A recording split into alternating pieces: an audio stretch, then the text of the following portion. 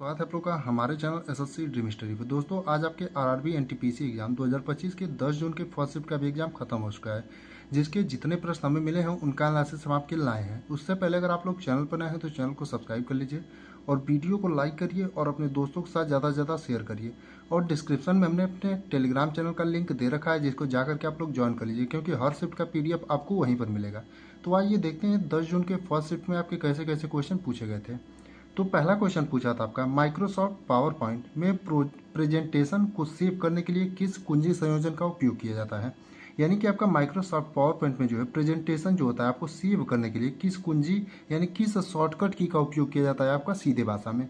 तो आपका जो सही उत्तर होगा कंट्रोल प्लस यस होगा, यानी कि कंट्रोल प्लस सेव यानी कंट्रोल प्लस यस आपके जिस भी ऑप्शन में दिया रहा होगा वही आपका सही उत्तर होगा। अगला प्रश्न है दिया था, मोखरी वंश का संस्थापक कौन था। यानी कि आपका जो मोखरी वंश है उसका संस्थापक कौन था, ये क्वेश्चन आपसे पूछा था। तो जो आपका मोखरी वंश होगा दोस्तों उसका संस्थापक आपका ईशान वर्मन था। यानी आपका जो सही उत्तर होगा कि मोखरी वंश का संस्थापक कौन था, तो आपका ईशान वर्मन। अगले प्रश्न पर जाने से पहले आपसे फिर से कहना चाहेंगे कि अभी तक आप लोगों ने अगर चैनल को सब्सक्राइब नहीं किया है तो कर लीजिए, क्योंकि आगे आने वाले दिनों में एनटीपीसी के हर शिफ्ट का एनालिसिस आपको इस चैनल पर प्रोवाइड कराया जाएगा। और टेलीग्राम चैनल पर जा करके उसको ज्वाइन कर लीजिए, डिस्क्रिप्शन में उसका लिंक दिया है, क्योंकि वहाँ पर आपको सभी शिफ्टों की पीडीएफ कराई जाएंगी। अगला प्रश्न यानी तीसरा वाला दिया था कि उत्कल भारत के किस भाग में स्थित है। यानी कि जो आपका उत्कल है वो भारत के किस भाग में स्थित है, ये क्वेश्चन आपका पूछा था। तो जो उत्कल है आपका भारत के किस भाग में स्थित है, तो आपका पूर्वी भारत में स्थित है। यानी आपका जो सही उत्तर होगा कि उत्कल भारत के किस भाग में स्थित है, तो आपका पूर्वी भारत में। यानी आपके जिस भी ऑप्शन में पूर्वी भारत दिया रहा होगा वही आपका सही उत्तर होगा। अब देखते हैं अपने अगले प्रश्नों को। एक प्रश्न हमें जो है मैथ से एकदम एग्जैक्ट मिल गया था, इसलिए हमने उसको भी ऐड कर लिया था। तो आइए देखते हैं मैथ वाला क्वेश्चन क्या था। तो दिया था एक नाव की गति धारा की दिशा में 41 किलोमीटर प्रति घंटा है। यानी कि एक नाव जो है जिसकी गति धारा की दिशा में आपकी 41 किलोमीटर प्रति घंटा है और विपरीत दिशा में 20.5 किलोमीटर प्रति घंटा है। यदि नाव जो है कुल यात्रा 13 घंटे में पूरी करती है तो कुल दूरी जो है आपको ज्ञात करना था। तो इसका जो आपका सही उत्तर था कुल दूरी का 348.5 किलोमीटर। यानी आपके जिस भी ऑप्शन में 348.5 किलोमीटर दिया रहा होगा वही आपका सही उत्तर होगा। अगला प्रश्न आपका संविधान से था, भारतीय संविधान में मानव तस्करी पर किस अनुच्छेद के तहत प्रतिबंध लगाया गया है। यानी कि आपका जो भारतीय संविधान में जो है मानव तस्करी पर किस अनुच्छेद के तहत प्रतिबंध लगाया गया है, ये क्वेश्चन आपसे पूछा था। तो इसका जो सही उत्तर होगा आपका अनुच्छेद 23 होगा। यानी आपके जिस भी ऑप्शन में अनुच्छेद 23 दिया रहा होगा वही आपका सही उत्तर होगा। यानी कि भारतीय संविधान में जो मानव तस्करी पर रोक लगाया गया है वो आपका अनुच्छेद कौन से अनुच्छेद में आता है, तो आपका अनुच्छेद 23 में आता है। अगला क्वेश्चन पूछा था, ध्वनि किस प्रकार की तरंग है। यानी कि आपका जो ध्वनि है दोस्तों किस प्रकार की तरंग है, ये क्वेश्चन आपका पूछा था। तो जो ध्वनि है आपकी अनुदैर्ध्य तरंग होती है। यानी आपके जिस भी ऑप्शन में अनुदैर्ध्य तरंग दिया रहा होगा वही आपका सही उत्तर होगा।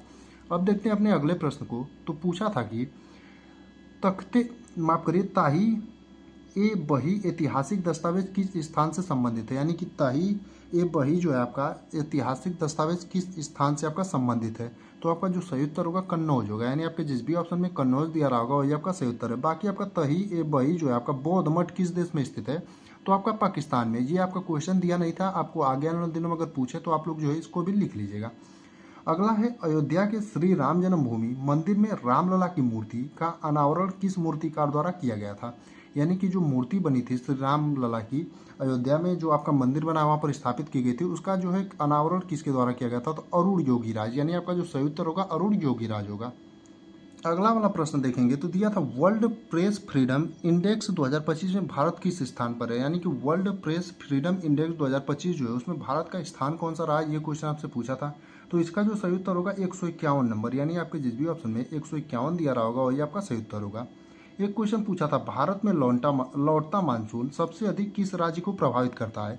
तो आपका ऑप्शन के हिसाब से जो है चेन्नई सही होगा। यानी भारत में जो लौटता मानसून है वो किस राज्य को सबसे अधिक प्रभावित करता है, तो आपके जो ऑप्शन दिए थे उसके हिसाब से आपका जो चेन्नई होगा एकदम सही उत्तर होगा। अगला क्वेश्चन पूछा था, भरतनाट्यम नृत्य की अंतिम व्यवस्था कौन सी होती है।